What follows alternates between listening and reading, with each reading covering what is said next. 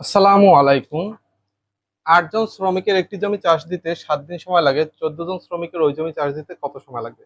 এটা বিভিন্ন চাকরি পরীক্ষায় বারবার এসে থাকে। তাহলে এটা যদি আমরা পড়ি, এভাবে করতে হয় যে ৮ জন শ্রমিকের জমি চাষ দিতে সময় লাগে ৭ দিন, মানে কি ৮ জনের লাগে ৭ দিন। তাহলে একজনের লাগবে কত? এক্ষেত্রে কিন্তু আমরা ভাগ দেব না, এক্ষেত্রে হবে গুণ। ৮ গুণ ৭ দিন।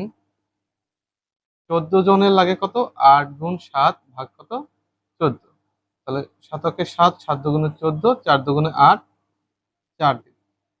এখন দেখুন, আসলে আমরা যদি এভাবে করে থাকি তাহলে অঙ্কটা করতে কিন্তু আমাদের ভালো সময় লাগতেছে।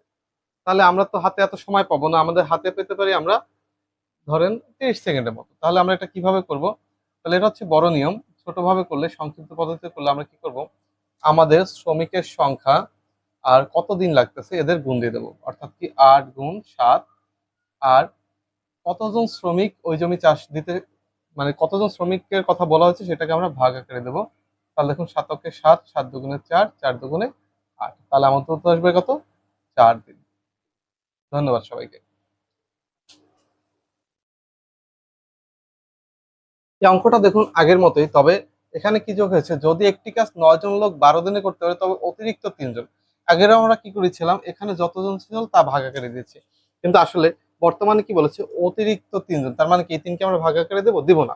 তাহলে কি করব আমরা, এই ৯ জন লোক কতদিন? ১২ দিনে। তাহলে এই দুটোর গুণ দিয়ে দেবো, ৯ গুণ কত দেবো? ১২। ৯ গুণ ১২ দিলে পর, এখন এই যে ৩, এই ৩ দ্বারা কি আমরা আসলে ভাগ দিতে পারি? আসলে আমরা এই ৩ দ্বারা ভাগ দিতে পারি না। তাহলে আমরা কি করব, এই ৩ জন কি হচ্ছে, লোক অতিরিক্ত ভাবে নিযুক্ত করা হচ্ছে। তাহলে আগে কতজন ছিল? ৯ জন। আর বর্তমানে এই ৩ জন কি হচ্ছে, অতিরিক্ত যোগ হয়েছে। তার মানে কি এই ৯ জনের সাথে এই ৩ জন কি যুক্ত হয়েছে। তাহলে ৯ আর ৩ কত আসে? ১২। তাহলে এই ৯ আর ৩ ১২ হবে আমাদের ভাগাকারে। তাহলে এই ১২ কাটাকাটি যায়, তাহলে থাকে কত? ৯। তাহলে আমাদের ওই কাজটি অতিরিক্ত ৩ জন যোগ করলে কদিন করতে পারবে? ৯ দিনে। এটা কিন্তু ২৭তম BCS এ এসেছিল। ধন্যবাদ সবাইকে। সবাই ভালো থাকবেন, সুস্থ থাকবেন। আর ভিডিওটি ভালো লাগলে অবশ্যই পেজটি ফলো দিয়ে রাখবেন। আর যারা চ্যানেল থেকে দেখতেছেন চ্যানেলটি অবশ্যই সাবস্ক্রাইব করবেন। আসসালামু আলাইকুম।